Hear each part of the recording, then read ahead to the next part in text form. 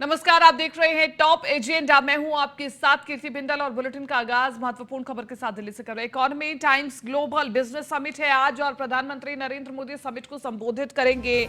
200 से ज्यादा उद्योगपति इसमें शामिल होंगे। लचीलापन, प्रभाव, प्रभुत्व थीम पर कार्यक्रम रहने वाला है। 200 से ज्यादा उद्योगपति चर्चा करेंगे। सीधा प्रधानमंत्री नरेंद्र मोदी से संवाद करने का अवसर मिलेगा और भारत में उद्योगों का विस्तारीकरण हो, इस पर चर्चा होगी।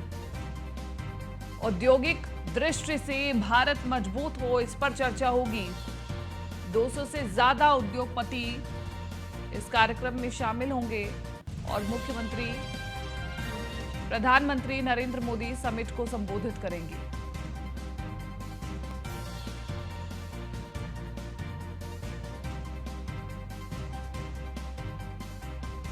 बड़ी खबर हम आपको बता रहे हैं। आज एक महत्वपूर्ण समिट जिसका थीम है लचीलापन, प्रभाव और प्रभुत्व। और इकोनॉमिक टाइम्स ग्लोबल बिजनेस कार्यक्रम का शुभारंभ करेंगे प्रधानमंत्री नरेंद्र मोदी। तो आपको बता रहे हैं इस मसले पर 200 से ज्यादा उद्योगपति सीएम योगी आदित्यनाथ से जुड़ेंगे, प्रधानमंत्री नरेंद्र मोदी के साथ जुड़ेंगे और economic times global business summit है आज। प्रधानमंत्री नरेंद्र मोदी समिट को संबोधित करेंगे।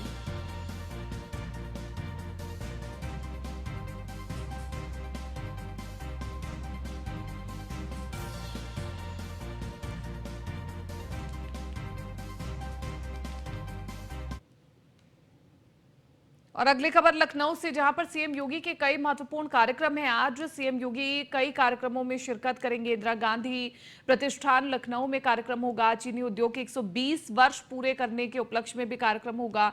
सुबह 11 बजे पुष्प प्रदर्शनी का भी शुभारंभ करेंगे सीएम योगी। दोपहर 1 बजे बांदा के लिए रवाना होंगे। महाराणा प्रताप की प्रतिमा का भी अनावरण करेंगे। तो जिला मुख्यालय बांदा में कार्यक्रम होगा।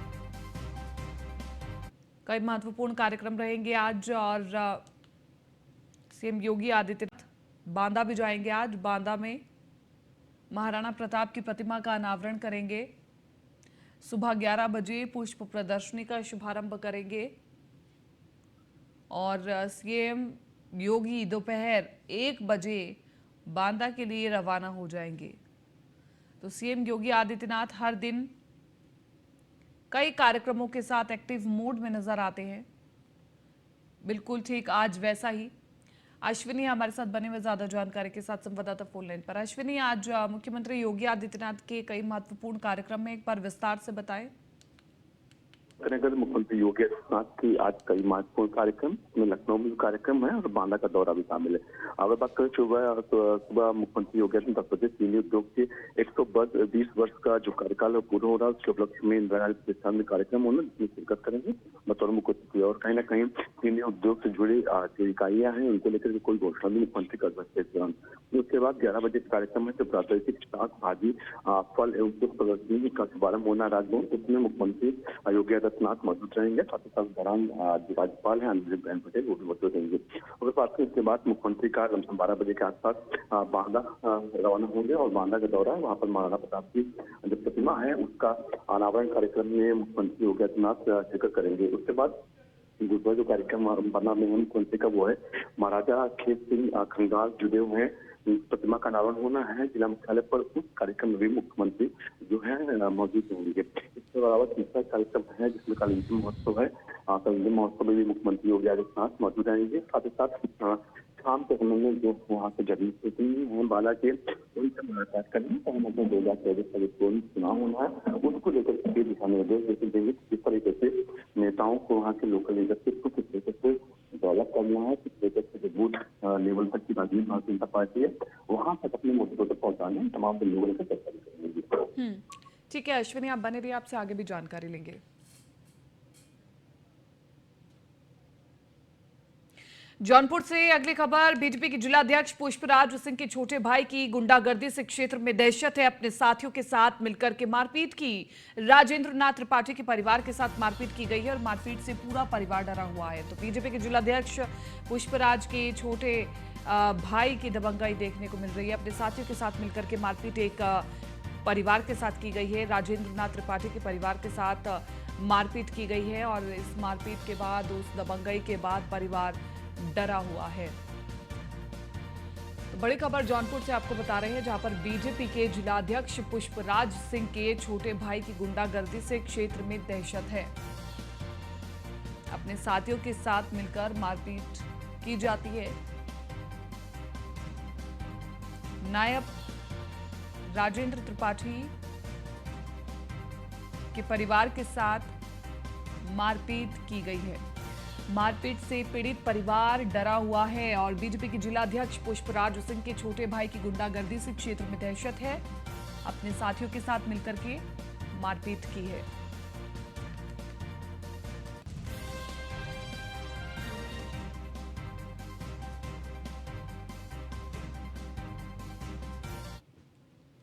लखनऊ से अगली बड़ी खबर, डॉक्टर महेंद्र देव को बेसिक शिक्षा निदेशक अतिरिक्त कार्यभार मिला है।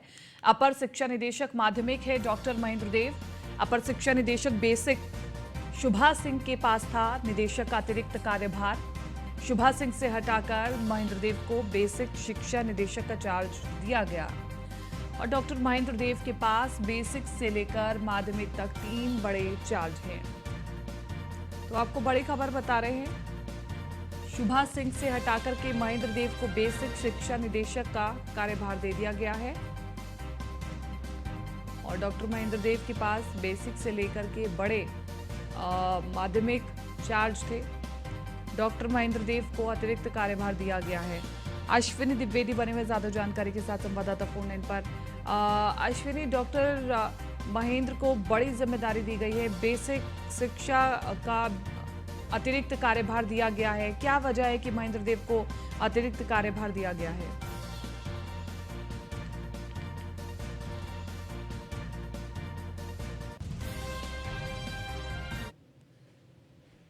अश्विनी, आवाज मिल पा रही है आपको मेरी?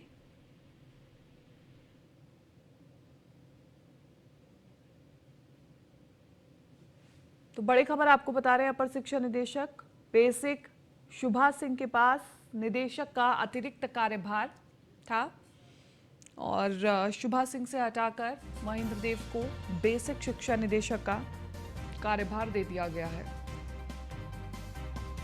डॉक्टर महेंद्र देव के पास पहले से ही 3 बड़े चार्ज मौजूद हैं।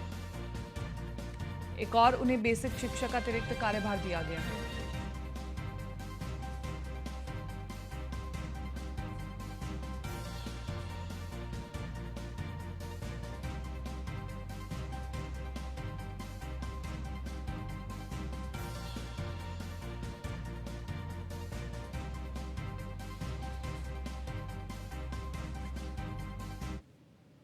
चलिए, लखनऊ से ही अगली खबर आपको बता देते हैं। 8 पीपीएस अफसरों के तबादले किए गए हैं। डीजीपी मुख्यालय से तबादलों के आदेश जारी किए गए हैं। तो बड़ी खबर आपको बता रहे हैं, 8 पीपीएस अफसरों के तबादले, डीजीपी मुख्यालय से ये आदेश जारी किया गया है। 8 पीपीएस अफसरों के तबादले किए गए हैं। डीजीपी मुख्यालय से तबादले का आदेश जारी किया गया है। कॉपी आपको दिखा रहे हैं नाम के साथ किन किन का तबादला हुआ है। गोंडा में मंडलाधिकारी जटाशंकर मिश्रा को बाराबंकी भेजा गया। आजमगढ़ में तैनात सौम्या सिंह को नोएडा कमिश्नरेट में सहायक पुलिस आयुक्त बनाया गया।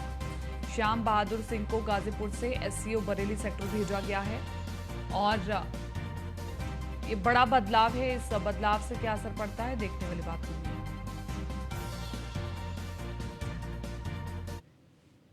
कौशाम्बी से अगली खबर, प्राथमिक विद्यालय निर्माणाधीन की छत गिरी है। एक मजदूर की छत के नीचे दबने से मौत हो गई है। अस्पताल ले जाने के दौरान मजदूर की मौत हुई। सूचना मिलते ही जिलाधिकारी और एसपी मौके पर पहुंच गए हैं। जिलाधिकारी सुजीत कुमार ने जांच के आदेश जारी किए हैं। ठेकेदार के खिलाफ एफआईआर के निर्देश भी दिए गए हैं। मंझनपुर अंतर्गत ग्राम इचौली का पूरा मामला बताया जा रहा है। तो बड़ी खबर आपको बता रहे हैं, जहां पर एक निर्माणाधीन छत एक मजदूर पर गिर गई और छत गिरने की वजह से मजदूर की रास्ते में मौत हो गई। उसे अस्पताल लेकर के जाया जा रहा था। जिलाधिकारी सुजीत कुमार ने जांच के आदेश दे दिए हैं। ठेकेदार के खिलाफ एफआईआर दर्ज कराने के भी निर्देश दिए हैं ताकि इस पूरे मामले में जांच हो पाए। और मंझनपुर अंतर्गत ग्राम इचौली का पूरा मामला बताया जा रहा है, जहां पर प्राथमिक विद्यालय की निर्माणाधीन छत गिरी है। और एक मजदूर की छत के नीचे दबने से मौत हो गई है। उसे अस्पताल लेकर के जाया जा रहा था, लेकिन रास्ते में मजदूर ने दम तोड़ दिया। अस्पताल ले जाने के दौरान मजदूर की मौत हो गई। तो इस पर कौशाम्बी पुलिस ने संज्ञान लिया है और ठेकेदार के खिलाफ एफआईआर दर्ज करने का भी निर्देश दिया गया है।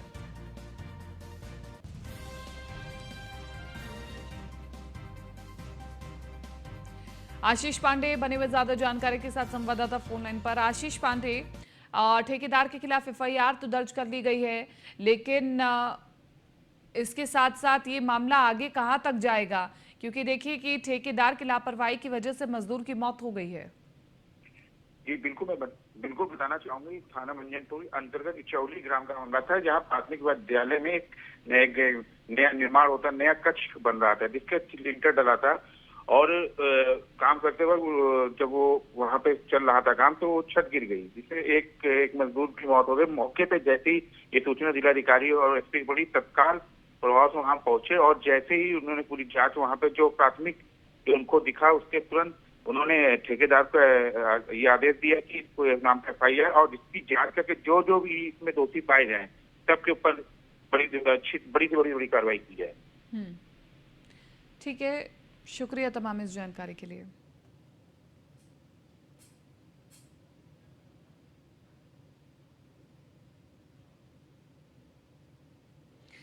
और अब लखनऊ से अगली बड़ी खबर। यूपी बोर्ड परीक्षा के पहले दिन 14 सॉल्वर पकड़े गए। हिंदी विषय के परीक्षा में पकड़े गए 14 सॉल्वर।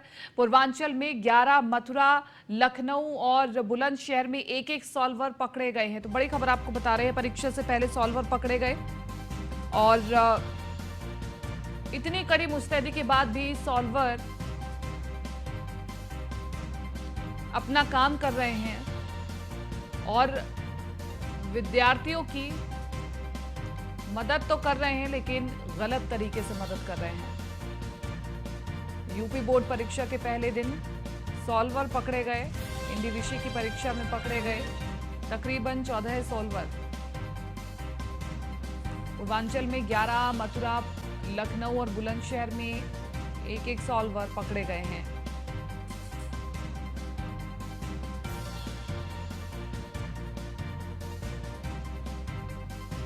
तो हिंदी विषय की परीक्षा में पकड़े गए हैं 14 सॉल्वर।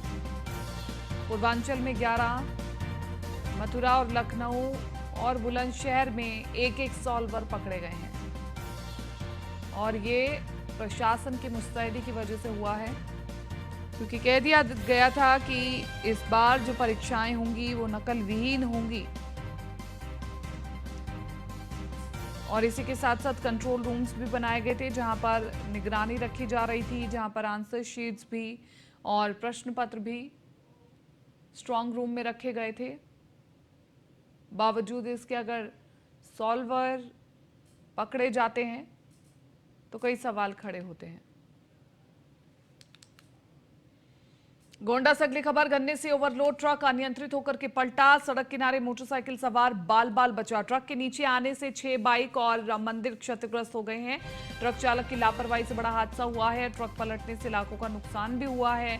छपिया थाना क्षेत्र के भवनान का पूरा मामला बताया जा रहा है। तो बड़ी खबर आपको बता रहे हैं, जहां पर एक ओवरलोड ट्रक की वजह से बड़ा हादसा हुआ है। ट्रक के नीचे आने से 6 बाइक और मंदिर क्षतिग्रस्त हुआ है। गन्ने से ओवरलोड ट्रक अनियंत्रित होकर के पलटा है। ट्रक पलटने से लाखों का नुकसान बताया जा रहा है। छपिया थाना क्षेत्र के भवनान का पूरा मामला बताया जा रहा है। तस्वीरें हम आपको दिखा रहे हैं। तस्वीरों में आप देख सकते हैं कि कैसे ये ट्रक बाइकों पर पलट जाता है, मंदिर पर पलट जाता है। गनीमत ये रही कि इन बाइकों पर कोई था नहीं, लेकिन नुकसान बड़ा हुआ है।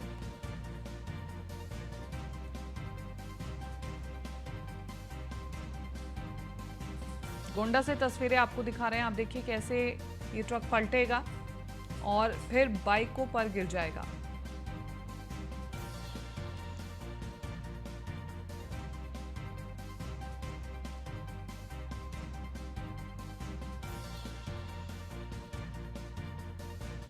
और बलिया से अगली खबर आपको बता रहे, सीने में गोली मारकर के पूर्व प्रधान की हत्या की गई है। पूर्व प्रधान सुरेश की हत्या से इलाके में हड़कंप मच गया है। रसुड़ा तहसील से जमानत कराकर लौट रहे थे पूर्व प्रधान। मोटरसाइकिल रोक करके अज्ञात बदमाशों ने गोली मारी। गोली मार करके अज्ञात बदमाश फरार हो गए, लेकिन गोली लगने से पूर्व प्रधान सुरेश वर्मा की मौत हो गई। सूचना के बाद कई थानों की पुलिस फोर्स मौके पर पहुंची। रसड़ा थाना क्षेत्र के नथुपुर गांव का पूरा मामला है।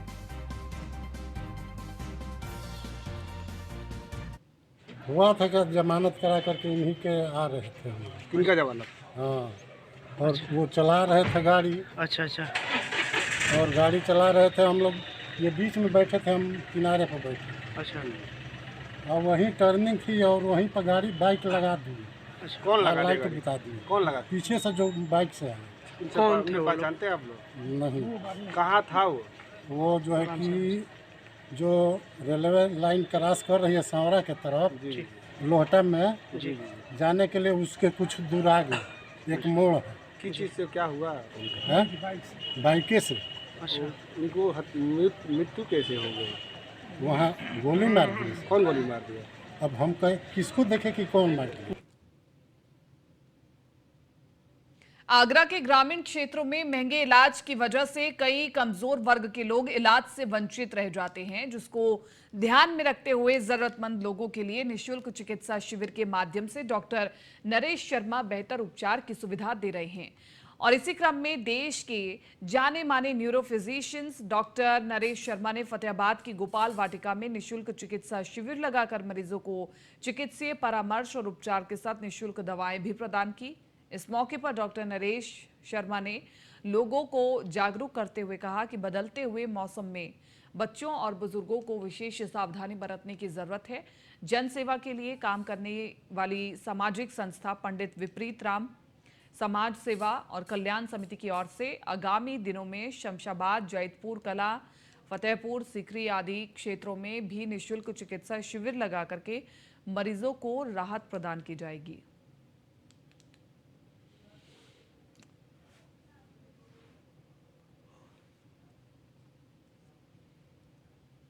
और फर्रुखाबाद से अगली खबर, ओम प्रकाश गुप्ता इंस्टीट्यूट में ईडी की छापेमारी का पूरा मामला। लगभग 15 घंटे तक चली ईडी की कार्रवाई। सूत्रों के हवाले से खबर, अहम दस्तावेज लगे हैं और ईडी के हाथ ईडी की टीम ने वापस जाते समय एक कार्टून 2 झोले अपने कब्जे में लिए हैं।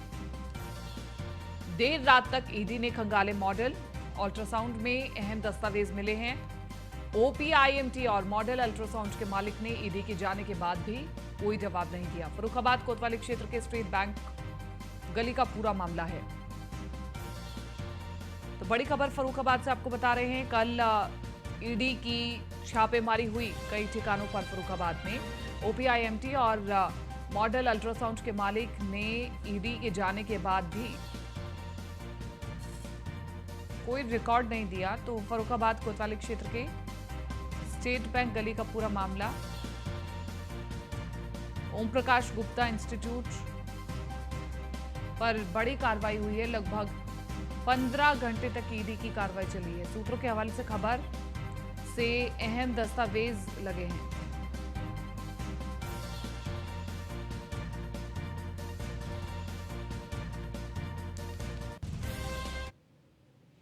कानपुर की घटना को लेकर के आज कांग्रेस पार्टी अपने प्रदेश व्यापी धरना प्रदर्शन पर जा रही है और इसी को लेकर के झांसी के मऊरानीपुर में किसान कांग्रेस के प्रदेश अध्यक्ष शिवनारायण सिंह ने एसडीएम को राष्ट्रपति के नाम ज्ञापन सौंपा, जिसमें उन्होंने कानपुर देहात में हुई आगजनी की हृदय विदारक घटना में मां बेटी को मौत को लेकर के प्रदेश सरकार पर हमला बोलते हुए कहा कि वर्तमान सरकार पूरे तरीके से अनैतिक कार्य कर रही है और इस सरकार में गरीब लोगों की आवाज सुनने वाला कोई नहीं है।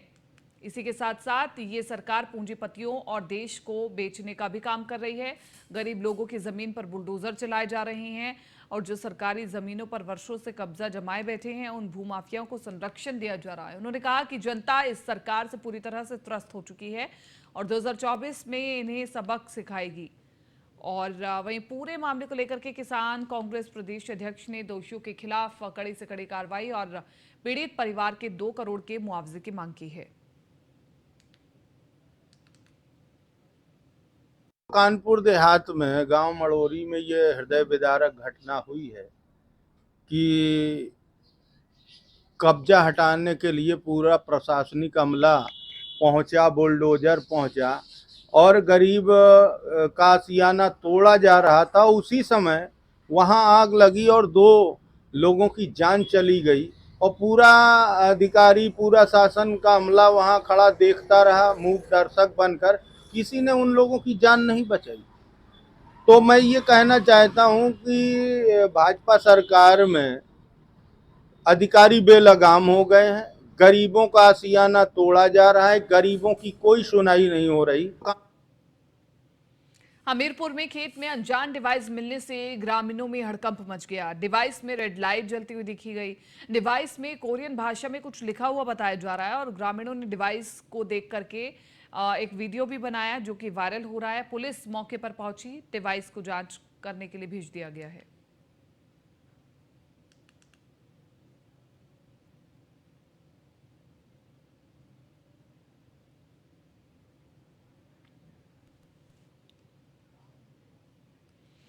अमरोहा में नहीं थम रहा स्टंटबाजी का खेल। चलती कार की खिड़की से बाहर लटककर युवक ने किया स्टंट। बाइक सवारों ने भी जमकर हुड़दंग किया। पुलिस की कार्रवाई के बाद भी स्टंटबाजों में किसी प्रकार का कोई खौफ नहीं है। रील बनाने के लिए अपनी जान को जोखिम में डालते हुए युवा देखे जा सकते हैं। देहात थाना क्षेत्र के कैलाश रोड का पूरा मामला बताया जा रहा है, तो तस्वीरें आपको दिखा रहे हैं। स्टंटबाजी का खेल नहीं थम रहा है। ट्रैफिक पुलिस की गश्त पर भी सवाल उठ रहे हैं और लगातार बाइक सवारों ने जमकर हुड़दंग किया, सड़क पर रील बनाई, अपने साथ साथ दूसरों की जिंदगी को खतरे में डाला, पूरा रोड ब्लॉक करके रखा। लेकिन बड़ा सवाल यह है कि ये सब करके आखिरकार इन युवाओं को हासिल क्या होता है।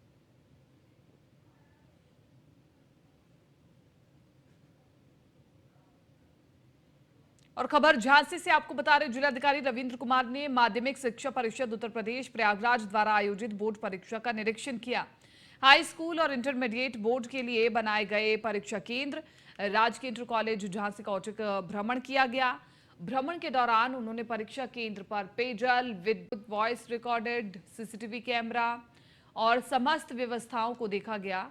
उन्होंने निर्देश दिए कि सारी व्यवस्थाएं परीक्षा प्रारंभ होने से पूर्व कर ली जाएं और इस दौरान एसएसपी ग्रामीण सहित अन्य अधिकारी भी मौजूद रहे।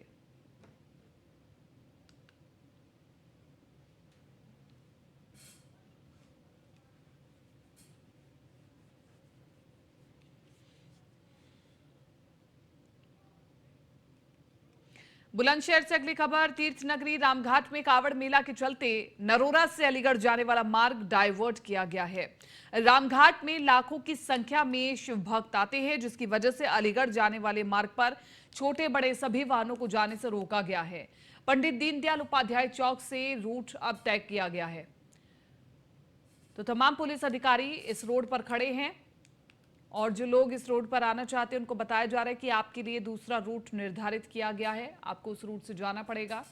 आपको बता दें कि कल शिवरात्रि है। शिवरात्रि से पहले कावड़ लाने की परंपरा रही है और जिस रूट को कावड़ियों के लिए खाली रखा गया है वहां पर इन दिनों काफी भीड़ होती है, इसलिए आम ट्रैफिक को यहां पर रोका गया है।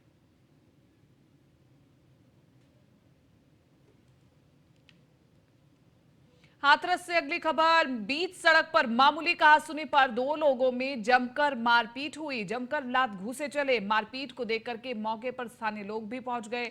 भीड़ ने बीच बचाव कराया। सड़क पर हुई मारपीट की घटना का वीडियो कैमरे में वीडियो कैद हुआ है। सदर कोतवाली क्षेत्र के घंटा घर के पास की घटना है, तस्वीरें आपको दिखा रहे हैं। मामूली कहासुनी को लेकर के विवाद हुआ और उसके बाद स्थानीय लोगों ने आकर के बीच बचाव किया। आप देखिए कि कैसे एक दूसरे को जम करके पीटा जा रहा है। बीच सड़क पर 2 लोगों में मारपीट हो गई और फिर स्थानीय लोगों को बीच में आना पड़ा, तब जाकर के लड़ाई रुकी।